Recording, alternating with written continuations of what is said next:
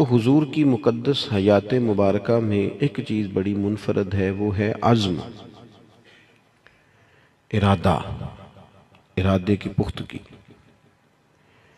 اور جب محبوب پاک علیہ السلام کو ارادہ مبارکہ کر لیتے تو پھر حضور اس پر ڈٹ جاتے، اور نبی پاک علیہ السلام کا ڈٹ جانا وہ لوگوں کو بھی متوجہ کرتا۔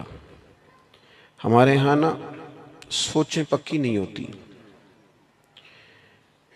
10 لوگوں سے مشورہ کرنے کے باوجود بھی ہمارے ارادے مضبوط نہیں ہوتے۔ نوجوان نسل پڑھائی شروع کرتی ہے تو وہ 10 دفعہ 20 دفعہ ارادہ بدلنا ضروری سمجھتی ہے کہ یہ چھوڑ نہ دوں، یہ رہنے نہ دوں، اس کا بھلا کیا فائدہ ہوگا۔ جب آپ نے ایک سفر شروع کر لیا ہے پھر اپنے رب پر بھروسہ کریں اور آگے بڑھیں۔ جو لوگ سفر شروع کرتے ہیں ان کی منزل آ ہی جایا کرتی ہے۔ میرے عزیز، اللہ کے محبوب علیہ السلام کا مقدس طریقہ مبارکہ یہ تھا کہ حضور عزم فرماتے، جد و جہد کرتے۔ حضرت ابو سفیان رضی اللہ تعالیٰ عنہ فرماتے ہیں کہ جنگ کے حالات میں نے اپنی آنکھوں سے دیکھے، میں حضور علیہ السلام کے ساتھ تھا۔ کیفیت اس طرح کی ہو گئی کہ ارادہ یہ ہوا کہ کچھ دیر پیچھے ہٹا جائے اور پھر نئی منصوبہ بندی کے ساتھ حملہ کیا جائے، لیکن میں نے حضور کی مقدس سواری کی لگام تھامی ہوئی تھی۔ حضور آگے بڑھتے چلے جاتے، آگے بڑھتے چلے جاتے، حالانکہ جنگ کا نقشہ کوئی اور رنگ بتا رہا تھا، کچھ اور صورت اختیار کر رہا تھا، لیکن حضور بڑھتے جا رہے ہیں۔ تو کہتے ہیں میں نے عرض کی یا رسول اللہ صلی اللہ علیہ وسلم 2 قدم پیچھے ہٹ کے نئی منصوبہ بندی کے ساتھ آگے نہ بڑھیں۔ تو حضور نے فرمایا نہیں، اب پیچھے نہیں ہٹنا، انا النبی لا کاذب، انا ابن عبد المطلب لا کاذب، پیچھے نہیں ہٹنا۔ کیوں کہ میں نبی ہوں، بات یہ بھی سچی ہے، اور میں عبد المطلب کا پوتا ہوں، بات یہ بھی سچی ہے۔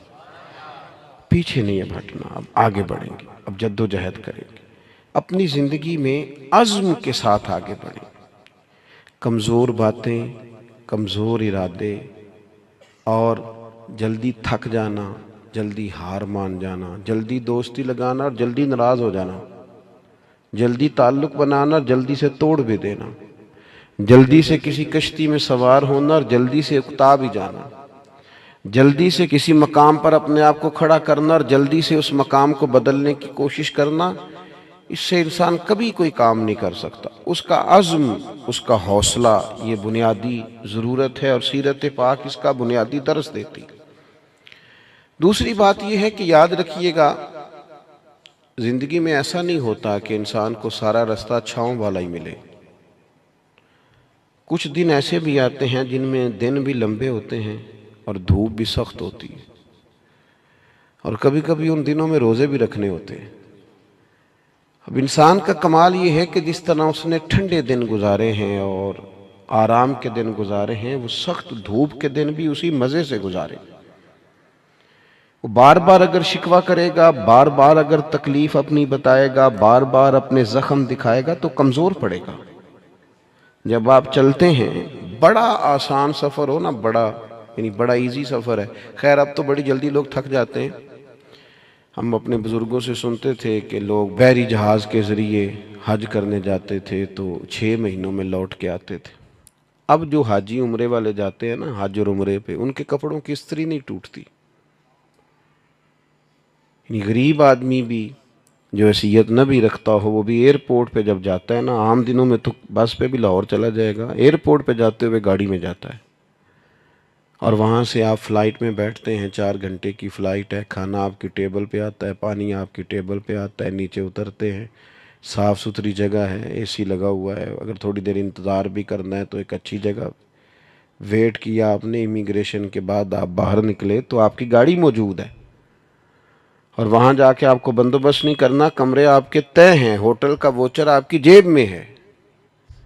ناراض نہ ہونا، اتنی سہولتیں ہیں، پر بندے خوش کوئی نہیں، پھر بھی کوئی شکوہ، کوئی پریشانی، کوئی دکھ جس سے پوچھ لیں وہ پریشان ہی پریشان ہے۔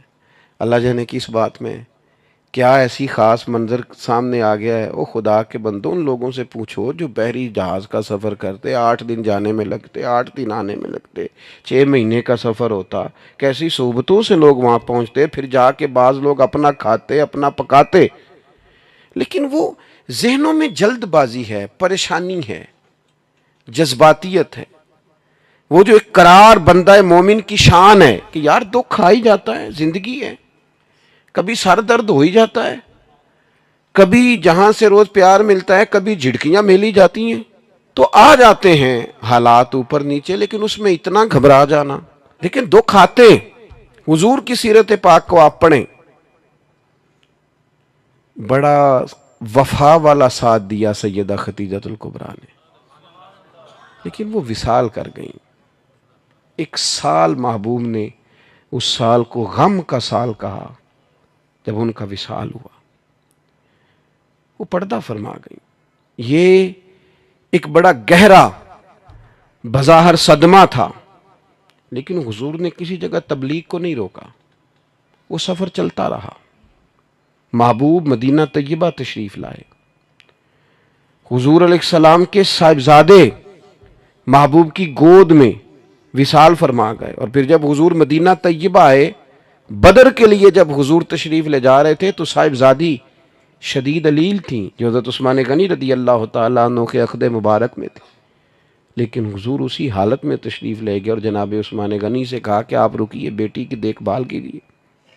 جب محبوب واپس آ رہے تھے نا، بدر کی فتح ہوئی، تاریخی فتح، لیکن اس فتح کے ساتھ ایک گہرا غم بھی شامل تھا، اس لیے کہ کریم واپس آئے تو حضرت عثمان غنی حضور کی صاحبزادی کو تدفین کر کے مزار میں اتار کر واپس آ رہے۔ یہ ایک گہرا صدمہ محبوب پاک کو بظاہر پھر دیکھنے کو ملا، لیکن سفر جاری ہے، تبلیغ جاری ہے، جہاد کا کام جاری ہے۔ اور جناب خیر ہے آپ کی طبیعت ٹھیک نہیں رہتی تو وہ میری طرح کے بندے آگے سے تانوں کی دسی ہے گام ہی لے گئے نے مینوں، وہ فلانی چیز، وہ چھوڑ یار، یہ زندگی کے ساتھ ہیں۔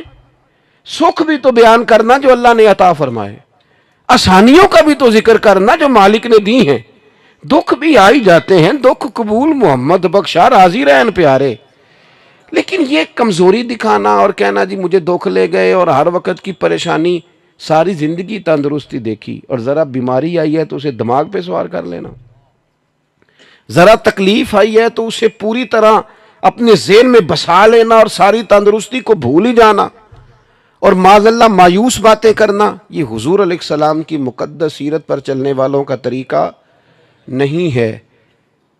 حضور علیہ السلام نے یہ بدر کی بات کی، احد میں جو حضور کی مقدس کیفیت تھی نا، وہ بھی بڑا دل کو غمزدہ کرتی ہے۔ محبوب کے پیارے چچا شہید ہوئے حضرت امیر حمزہ، بڑا پیار تھا حضور کو حضرت عبداللہ سے، ان کا وصال ہوا، بڑے بڑے کبار صحابہ اس جنگ میں چلے گئے، 70 کے قریب لوگ احد کے میدان میں شہید ہوئے اور دردناک شہادتیں، کافروں نے حد کر دی ظلم کی، لیکن یہ سفر جاری رہا۔ اس کے بعد کوئی ایسا تو نہیں ہوا کہ اب ہم جہاد میں نہیں جا سکتے، معاذ اللہ کمزور ہو گئے۔ صحابہ گئے، خندق میں گئے، خیبر میں گئے، حضور نے اسی جذبے کے ساتھ خطبے دیے، آگے بڑھنا ہے اور آگے بڑھنا ہے، آگے جانا ہے، منزل ابھی دور ہے۔ لوگ آتے بھی رہتے ہیں، لوگ جاتے بھی رہتے ہیں، لیکن زندگی کا سفر جاری رہنا چاہیے۔ یہ 2 4 5 دکھوں کو دیکھ کر وہاں روک نہ جائیں۔ میں دیکھتا ہوں بعض لوگ بیمار اتنے نہیں ہوتے جتنے پریشان ہوتے ہیں، تکلیف اتنی نہیں ہوتی جتنی ذہنی طور پر الجھاؤ میں، یعنی وہ ڈاکٹر صاحب سے پوچھ رہے ہیں کہ کتنا کچھ چر لگ جائے گا ٹھیک ہوتے، تو ڈاکٹر کہہ رہا ہے جی مجھے تو خود نہیں پتا، دوائی لکھ دی ہے اللہ کرم فرمائے گا، اور میں بھی اسی طرح دوائی کھاتا ہوں جس طرح آپ کھاتے ہیں۔ الجھے نہیں، پریشان نہ ہوں، ہم رسول کائنات کے ماننے والے ہیں، ہم حضور کے غلام ہیں۔ سیکھے تو صحیح ہمارے نبی نے ہمیں کیا عطا کیا ہے۔